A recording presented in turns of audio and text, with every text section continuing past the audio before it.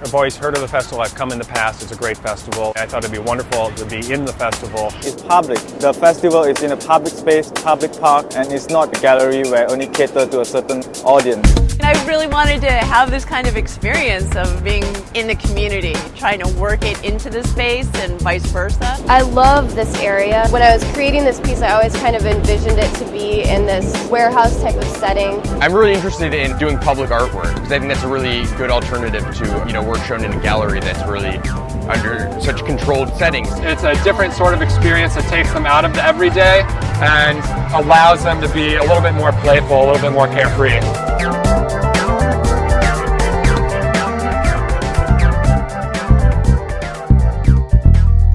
It's not like a regular art festival.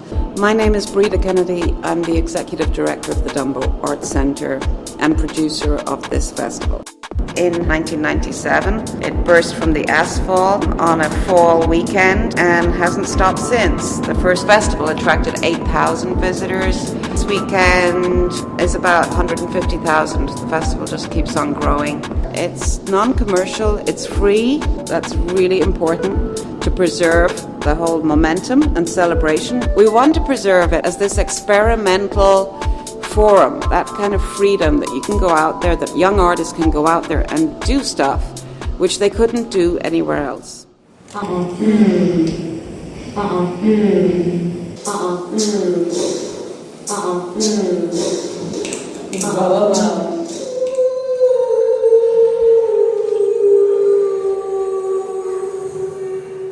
They come to a festival like this to see stuff you don't normally see elsewhere.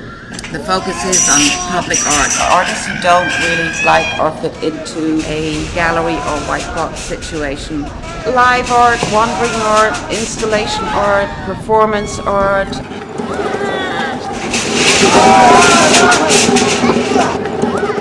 A lot of people come to it. This is a good venue.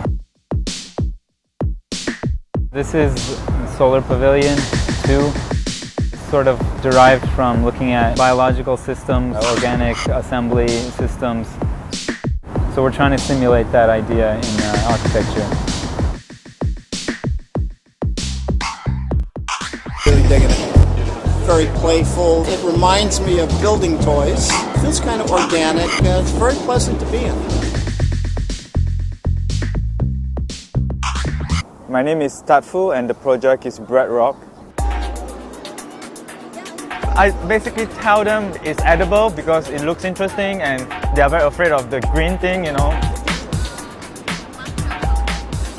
I like to demystify the art process so that people understand what it's about, their daily life. They could be more pay attention to things that are around them.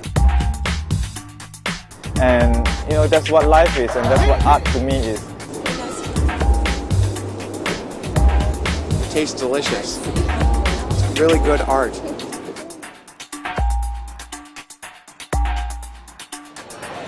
My name is Carolina Pino and the name of the piece is Shell House Living Portable.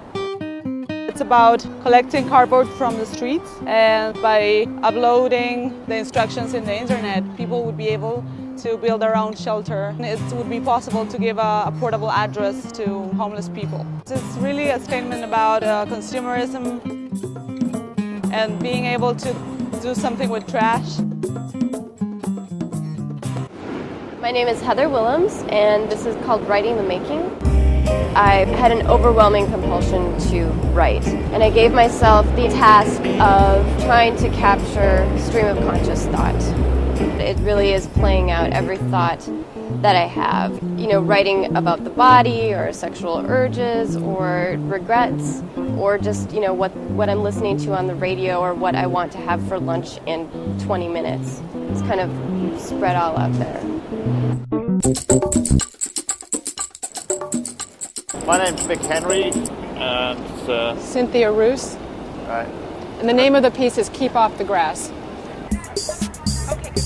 I think it is a whole concrete jungle of New York City. All the surfaces that we walk on here are quite synthetic. and man-made, and to transform a sidewalk into something more natural. But also to have an area where there were no rules, like as in a park where there's all these rules about what you can and cannot do, and here it's just an area of green which people can basically do whatever they wanted. We were talking about doing this project Guerrilla style. Yeah, guerrilla style. And then we were thinking, well, you know, we're probably going to get written up, we'd get arrested. The Dumbo Art Center has kept us out of jail. There isn't anything in an urban sense that I know of in the United States which convenes so many young artists together where they can express themselves, and you come here and you're transported into another realm.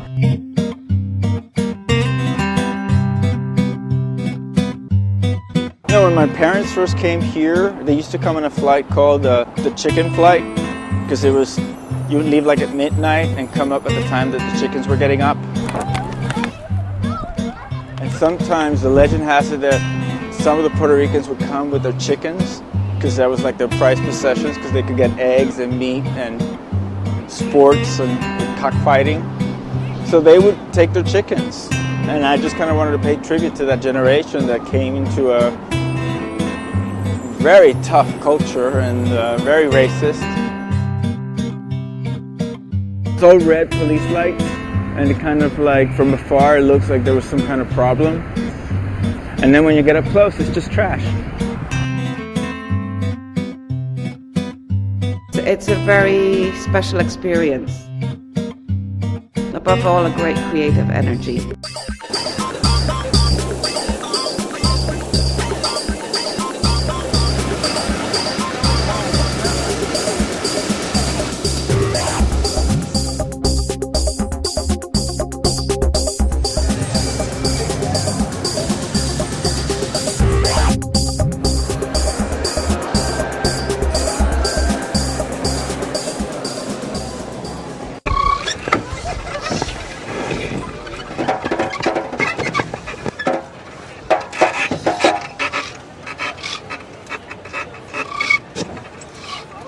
My name's Carla Carwas, and this is Party Dress.